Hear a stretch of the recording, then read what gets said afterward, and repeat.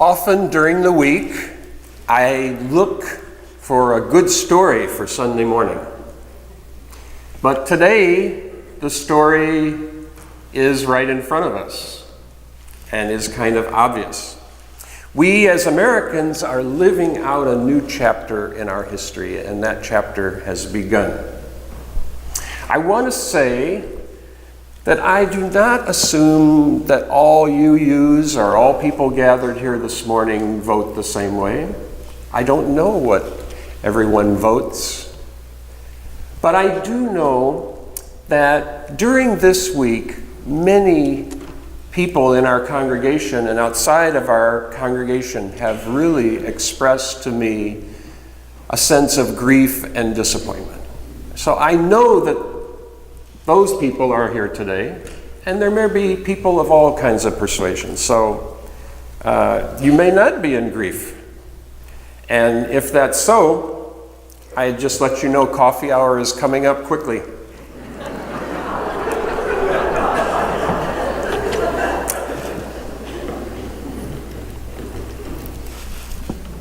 We held a vigil here on Wednesday night simply because we could feel the sense that so many people were in grief, and we wanted to provide a place to come and express that. And we had somewhere around 65 or 70 people show up on about 8 hours' notice. And I'm sorry if we couldn't get in touch with everyone through the means that we had available, but it was clear. And I know that people are happy in our country, and that's great that they feel that happiness, but I just know that there's grief in many people. So I want to say something about that today. Part of what made this experience, I think, even more intense is that no one really predicted this outcome. And so it really was a shocking experience for many people. And the pollsters were totally wrong. They did not get it right. And so I was just thinking all the time I spent listening to those folks, I'm going to have to reallocate my time. They don't know what's happening. And they were all scratching their heads. That is one of the multitude of unanswered questions. How did all those smart people, very smart people, get it wrong? So I will not look at them the same way again. Another of the strange, and I think one of many surrealistic qualities of this election time, was that for the second time in recent years, the person who got the most votes is not going to win the election. I find that extraordinarily strange. And I don't believe that could be very easily changed, but it just strikes me as not just injustice, but just weird. We have this concept in our country called the popular vote. Whereas in almost every other context of our life, that is called the vote.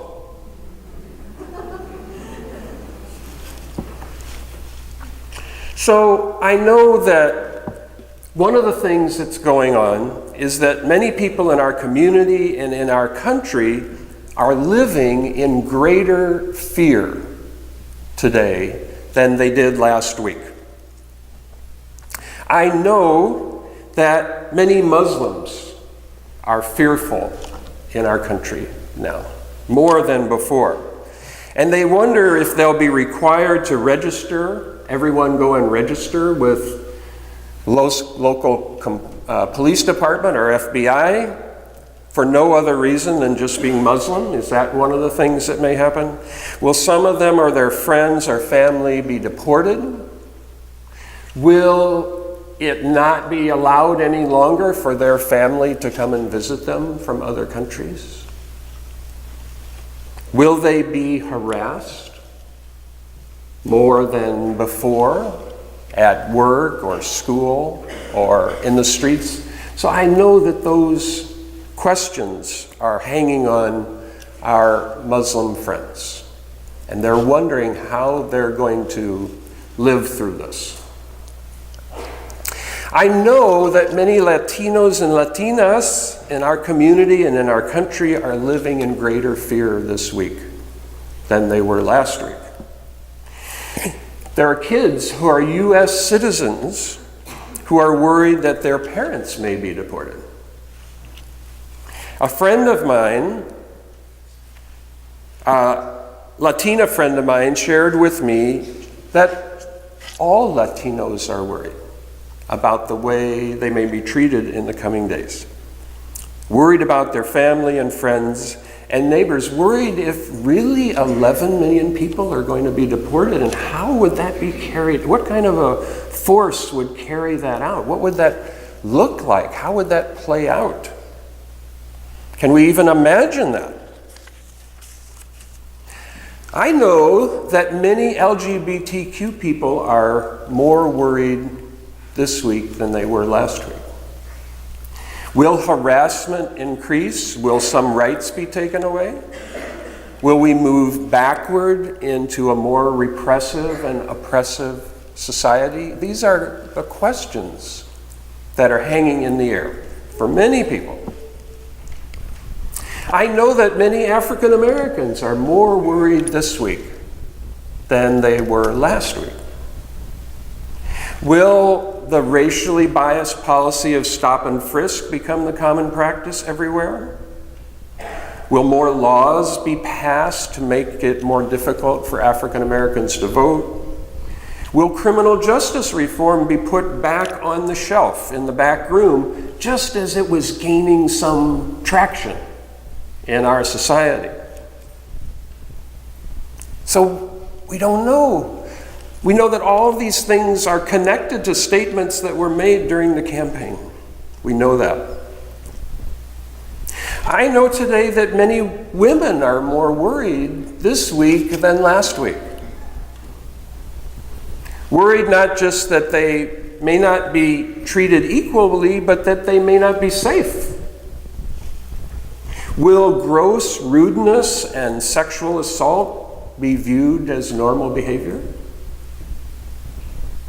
Will women's health and reproductive rights be eroded even further by the new administration? We don't know, but we know that these worries are connected to statements that were made. They're statements that cause each one of these worries.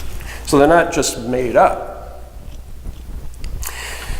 And for that matter, what about the millions of people who got health care under the program named after a dignified and compassionate man who will soon be an ex-president? All of these folks are in danger of being kicked back out of the healthcare world again. And I'll bet they're worried. Millions of them. And what of all who love the earth and know that Earth's balance has been radically altered by human behavior? These folks are worried. Many of us. Positive action on climate change is going to be brutally interrupted by the administration. At least that's what they've told us. An administration that for the most part doesn't admit that this problem exists. So, at a time when action is important, crucial years will be lost in this, at least a number of years probably. And so, people who care about the earth are more worried this week than they were last week. How about white males? Some of my best friends are white males.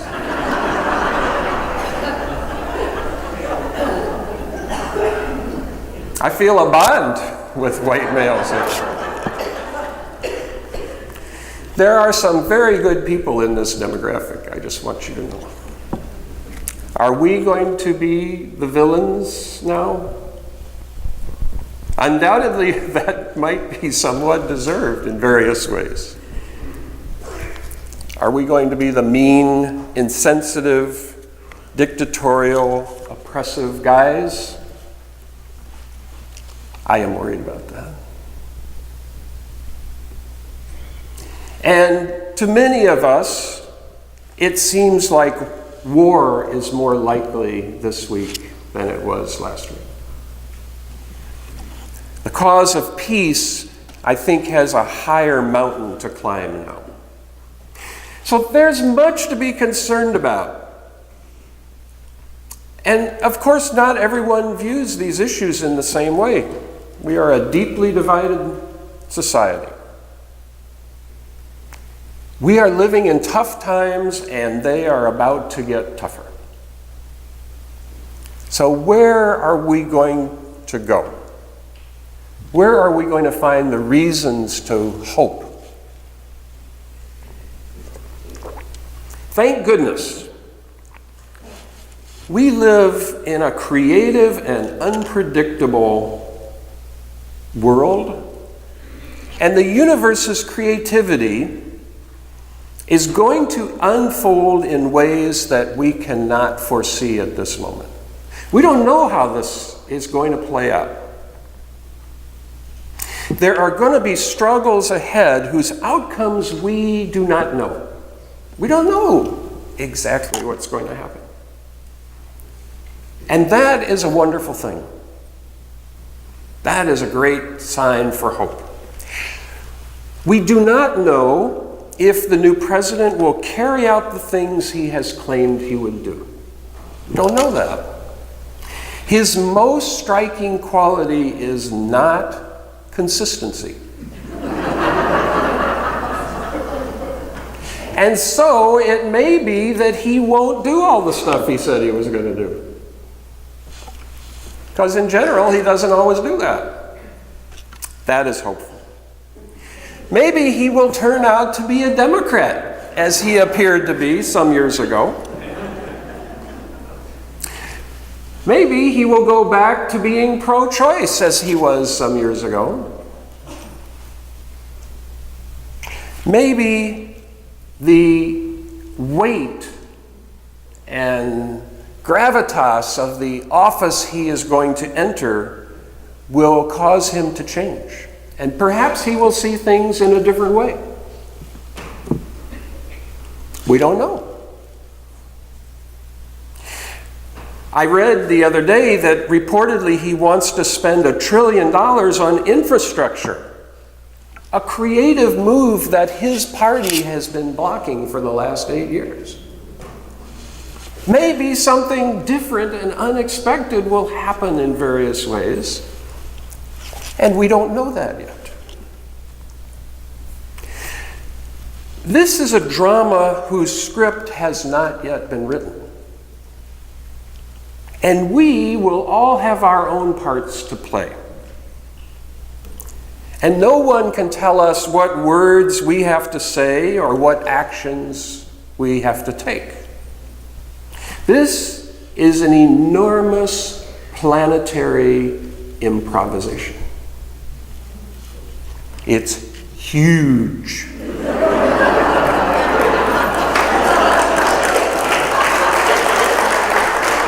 It is. It is. We are not just bystanders, my friends. We are in the show. Our parts may seem small, we may seem just like extras, but our roles will change in creative ways that are not yet known. And we need to get ready for those roles. This is not the World Series, but to use a phrase created by Ring Lardner, this is the World Serious. This is serious. This is for our friends, our families, our communities, for the earth. So I'm going to offer a couple of ideas how we can get ready for these roles of ours. One of the most important things we need to do is to take care of ourselves. Especially those who feel very disappointed and shocked. We need to do those things that increase our sense of well-being. So whatever those things are for you, it may be that some of us need to walk in the woods, maybe we need to meditate or swim or garden, whatever it is that makes us feel more whole and more complete. We need to do those things. And when we're in grief, we often put those things off to the side. So it's important to bring those practices into the center of our life.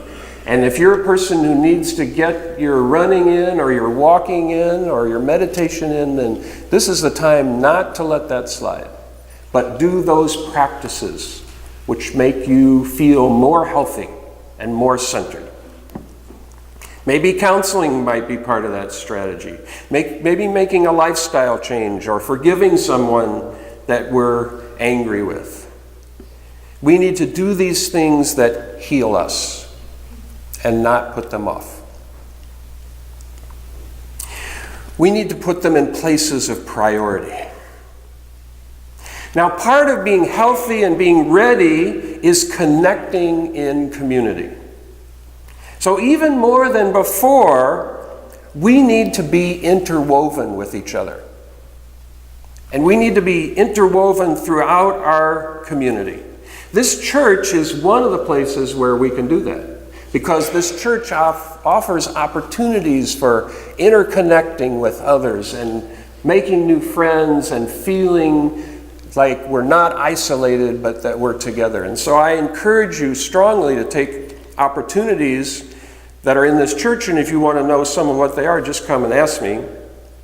This church is going to be a refuge and a place of connection in these coming years. That is part of what we're going to do. I know it already is those things, but the need is going to increase because we're all going to need that sense of connection. When we put a notice out for a vigil at 11 o'clock in the morning, by 7 o'clock there were 65 or 70 people here, and they wanted to be together with others. So that's part of what we're going to do. Now, we need to be ready to raise our voices in certain ways. Not to be involved in partisan politics, that's not our role. But to be involved in the struggle for human rights and civil rights, and in the struggle for equal justice. We need to be involved in the struggle for our Latino and Latina hermanos y hermanas,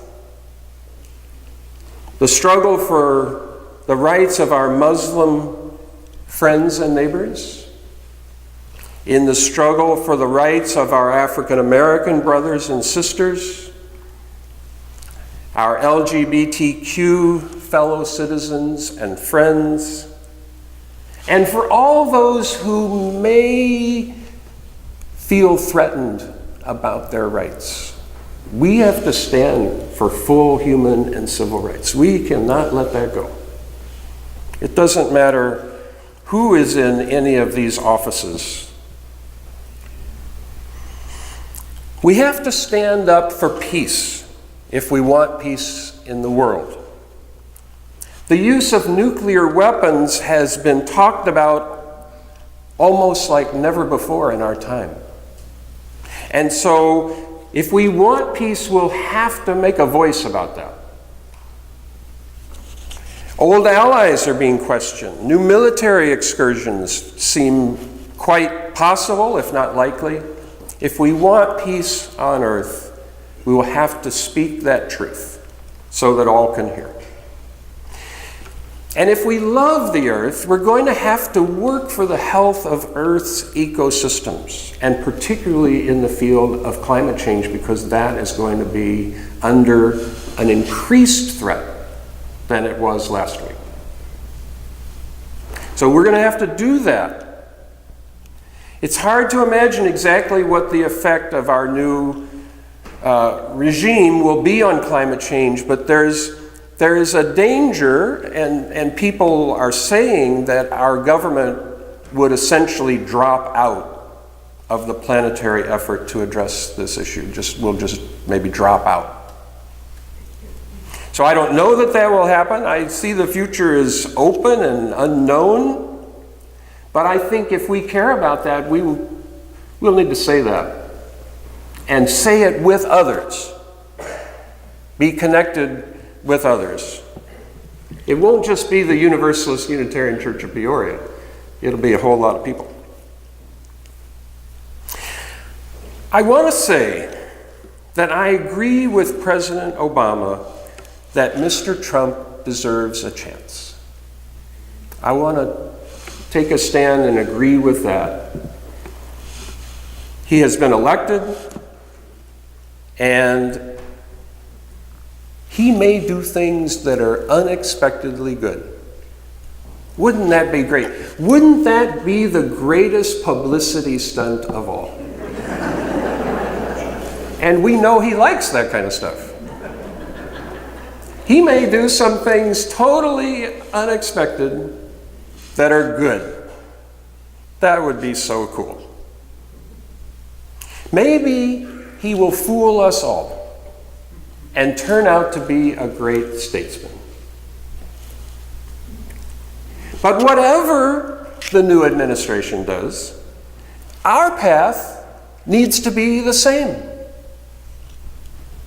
We still have to be focused on healing, on justice, on compassion, on freedom and equality, on living in peace and sustainable ways of existence on this beautiful planet. We have to stay on that path. So to do this in tough times, we must take care of ourselves. We must eat well and rest. We must exercise and meditate. We need to sing and laugh and sometimes cry together. We must become even better friends and neighbors. We must love our neighbors, and we must expand our circle of who we think our neighbors are. That's actually the point of that great story, by the way, is that we all need to expand our understanding of who our neighbors are. We need to be connected in ever wider circles, including Latinos, Latinas, Muslims, atheists, evangelicals, transgender folks, white males, and even Republicans. Can I get an amen on that one?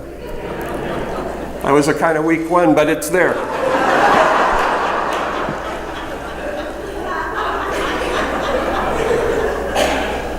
We are going to have to see where we have common cause with everyone.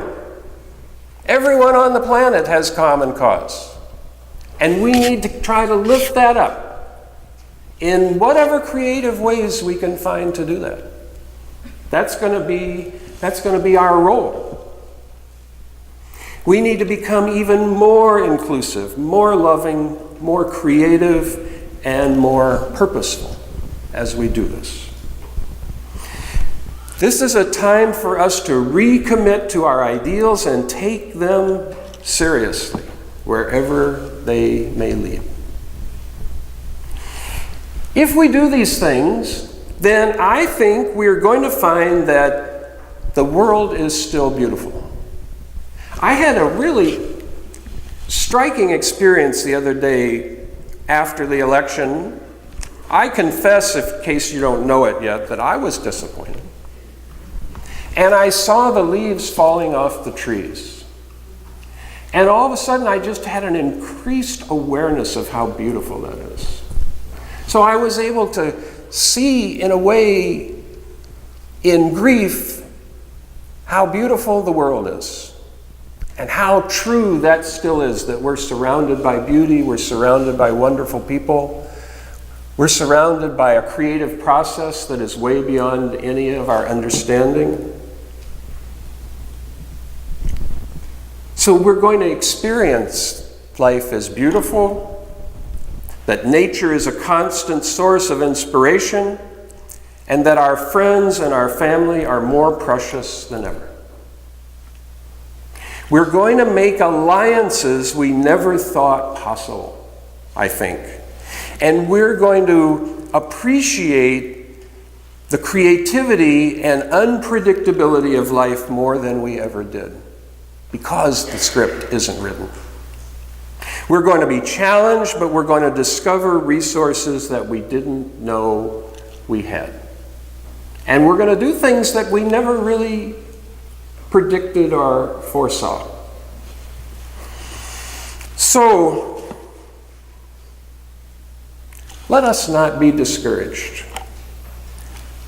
Let us take this as a time of renewal in common cause and spirit. Because this is not the end of the story. We are somewhere in the middle chapters. And we don't know what those chapters look like. And they remain to be written. And we are some of the authors of those chapters to come.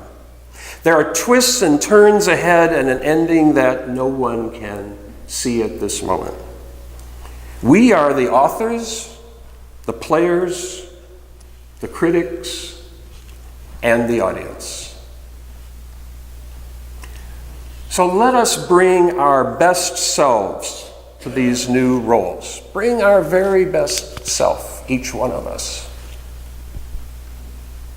Let us be dedicated to move on with justice and high hopes and trust in each other.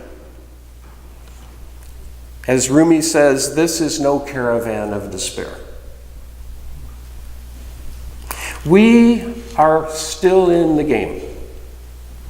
And in Martin Luther King's words, we will hew out of this mountain of despair a stone of hope.